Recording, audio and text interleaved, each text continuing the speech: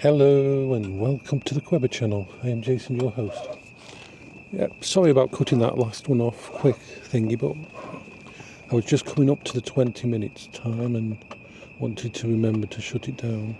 So I just paid for my stuff, and so I've got dog food, got dog treats. I'm trying a different dog food.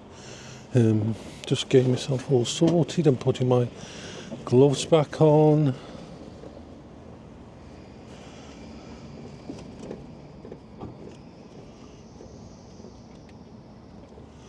Right, gloves are going on, and away we go. Turn off the low power, put it back on full. We're going to go home via the streets, paths, and outside the park.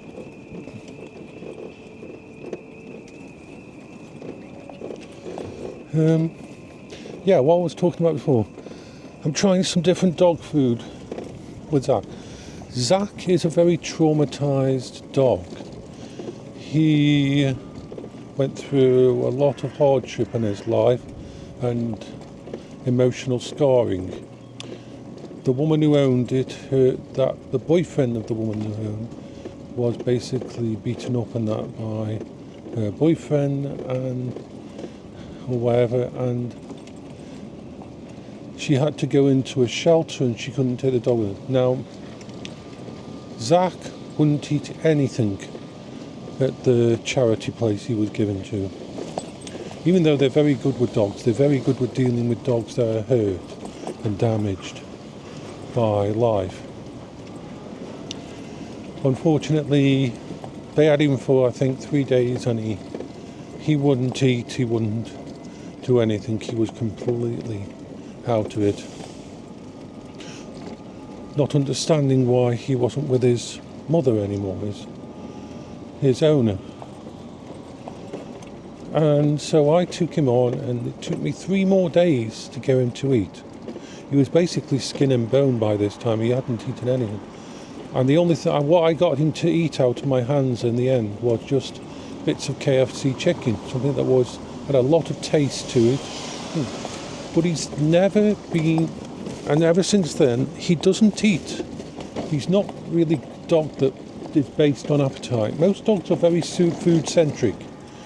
Anyone will tell you, most dogs I've had, there's only one other dog I've had that doesn't eat all of the food, and that is Beryl. Beryl would eat as much as she was hungry to eat, and then she'd stop. No other dogs I've had like that, but Zach is even worse. Now, yesterday, I've got some tins of dog food, not really old, but ones that I haven't crossed over, that aren't the best. They were just stuff bought by, and I put it down for him per normal, and usually it takes 3-4 hours to eat it. It literally will take 3 or 4 hours to eat his meal. I put the meal down about midday, but he'll look at it, he'll walk around it, but he won't usually eat it until about 3 p.m, 4 p.m. So I put this food out for him, this food that I've got at home, and Zach gets depressed. I'm not kidding you. I was worried about him. You know, sometimes dogs go quiet. And when they go quiet, it's usually because something's wrong. Dogs don't complain about stuff that's wrong. I thought, oh God, has he twisted his stomach? Has anything happened? Has he got blockage? I did all the normal things of checking his tummy and everything, make sure there was no tender spots and all that kind of thing. He was fine. But he was extremely listless. He wasn't doing anything. He was just lying there. He wasn't his normal squeaky self. He was just basically dead to the will, just laying on the floor. Not, you know how Zach is, how he squeaks all the time, how he makes noise and all the he was completely silent in that. And what was it? He didn't like the food. Seriously. The food fucking depressed him. He wouldn't eat it, he wouldn't touch it for the entire day. He just kept looking at it and just lying there, looking at his bowl, but he was... And here was me thinking he was really in a bad place. And no, he was just... didn't like that food. I mean, I'm not surprised. It was... I bought that food in bulk and it wasn't really nice food. It didn't have a lot of taste to it and that. So I bought some different kind of food, a more expensive brand. He doesn't eat that much anyway, so it's not really a big deal. He eats probably half a can of food a day.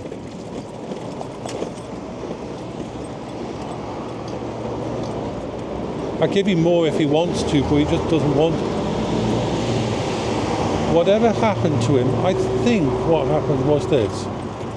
This is only by the way he acts, and I think that first he really doesn't like the kitchen. Can't give him food in the kitchen.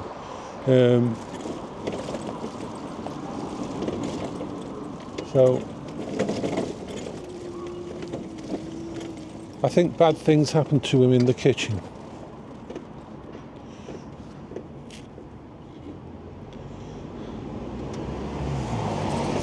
Because kitchens to him are not good. And the same goes for going outside. He doesn't like to go outside. I think he was traumatised or beaten or something as he was growing up while he was going outside. So he does not like going outside at all. He'll go out and do his stuff. I think maybe he doesn't like the cold and he doesn't like the rain and anything like that. I don't think he's Nash. It's not that kind of thing. I think basically the husband or whoever took things out on the woman also took things out on the dog, and I believe he was probably locked outside in the rain or in the cold and that. So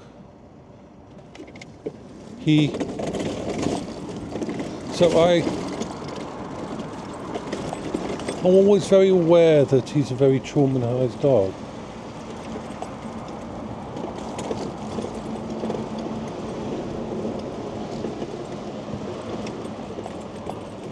I love him. He's a wonderful, affectionate dog. To think of a dog like that, so affectionate and caring, because staffies are so damn emotional, being put through all that shit. It's horrible.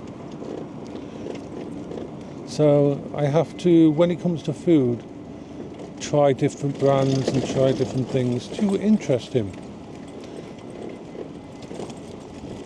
Sometimes I get this toppers that you can get. You can get a topper. It's like a chicken topper or bacon topper or the top, and they're basically just like almost like a spice or something that it's for dogs that you just put over the top of dog food to make it less bland.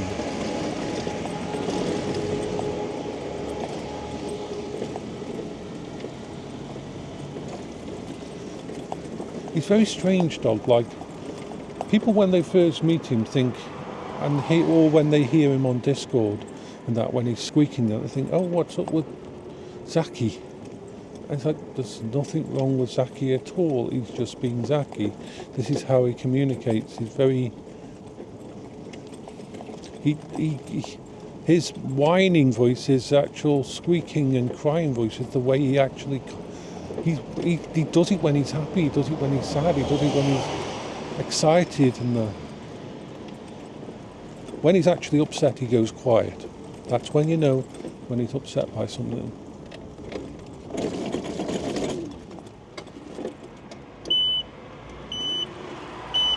What's over here? 1, 2, 4, 1.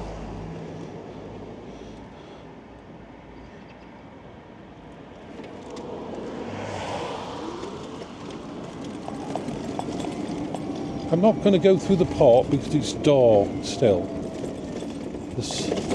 And there isn't lighting all the way through the park. So we're going to actually go through the pathway. In fact, it's just getting bright enough. hard to tell because there is lighting here, but should I go to the park? I'm going to go to the park later. We'll go to the park. The thing is, what you see, the DJI has very good low light. You're seeing things a lot better than I am. What you're seeing on the screen is better than me. But there's no point in putting the actual light on, because as I can show you with the light, as you know, it blinds me. It blinds me to the outside. I've got much better visuals. It's one of the downsides that I will fix with external lights at some point in time. Once the money comes through, I'm going to get some nice cycle lights and stick them on the outside frame of this to keep it.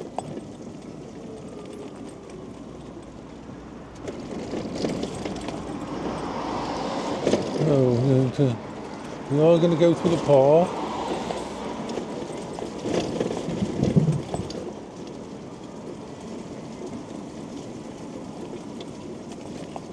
I mean, I do have a torch and an attachment for the torch, but it fixes to inside, and therefore it defeats the object. It just makes it even more blurry.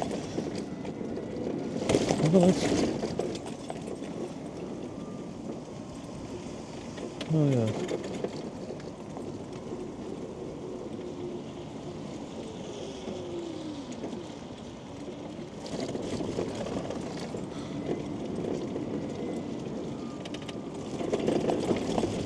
Let's go into the park. It's bright enough to just see where I'm going without the light on.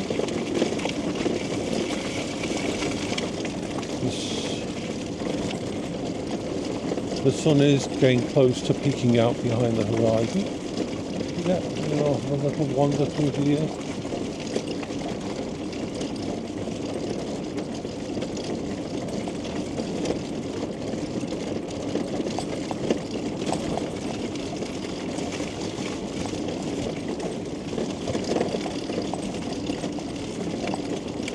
Tell you what I miss also.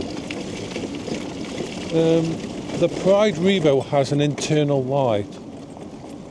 Basically, when you turn the lights on, there's a little light that lights the inside of the vehicle. I might put an external light on here as well, but it will destroy my night vision for outside. So, here we go. Take it nice and easy. Some parts it's hard to see the ground. I may again end up going over a few potholes around here.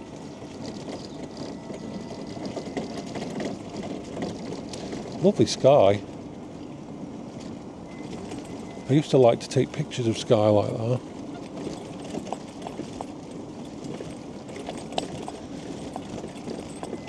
So Zach is just... It's why I can't have another dog, unfortunately, because we did try the other dog, and that other dog was beautiful, and I wish I had been able to give him a home to be together. But as soon as another dog was introduced, Zach wouldn't eat at all and got very, very stressed. So I really wish I could. I love dogs, and I love dogs when I've got a couple of dogs, because they like to keep each other company and play together and everything. From now on, if anything happens to Zach,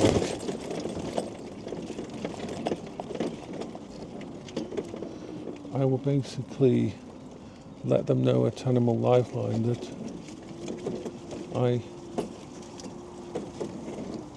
Right, let's have a little sit here. Oh. Ah.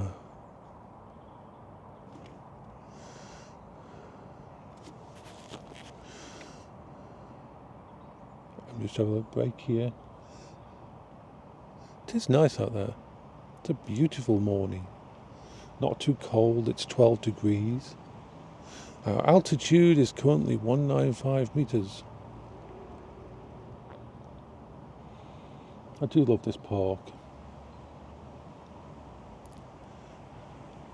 So if anything ever happens to Zach, if I decide to have another dog, I'm going to actually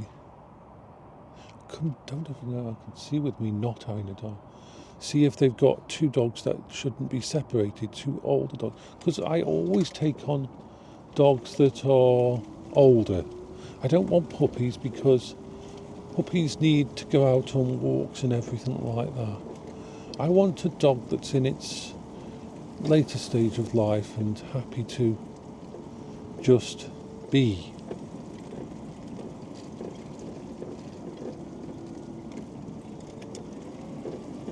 I'm going to turn the lights on here because it's hard for people to see me. As you can see, having that light on makes it almost impossible to... I can't have the light on. I want to have the light on at the moment because in case someone runs into the back of me.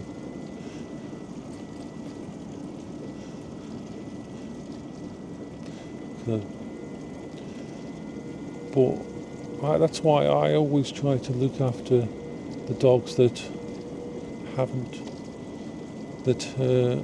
later in their life, and if I let them know that, hey, if you've got a couple of dogs that are been given in together and need a place to live out the last of them, they will take them on. The part of me,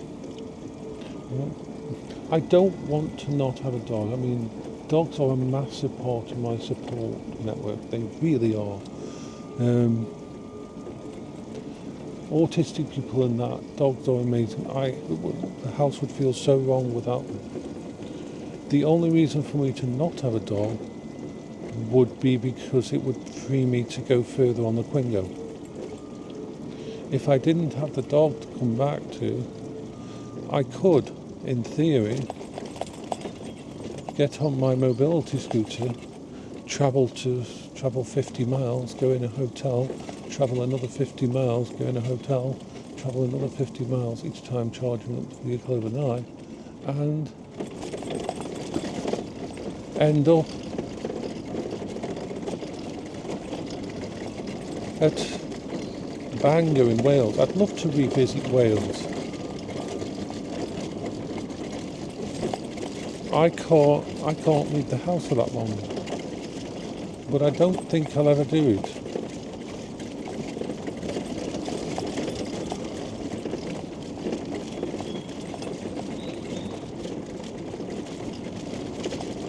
Very hard to see where things are, but I can't turn a light on.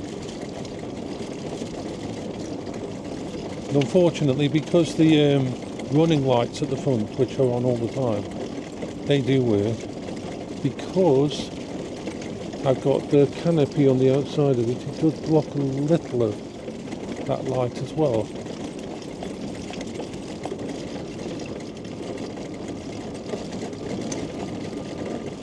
I mean,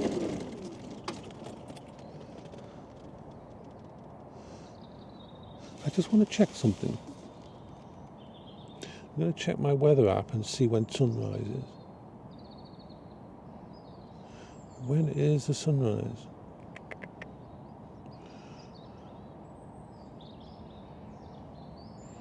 Come on. I know this has pretty much everything, this app I use. Okay. Sunrise is in 22 minutes. No. I was going to say I could stay here and watch the sunrise over there on camp, but I'd be here for 20 odd minutes. It's only just hit 7. It's not worth it to do that. Sorry, that would have been cool. Pretty soon I'll actually to just do that. Yeah. Pretty soon I'll start wearing my thermal trousers. No, also we're at latitude 53.01, longitude minus 2.17.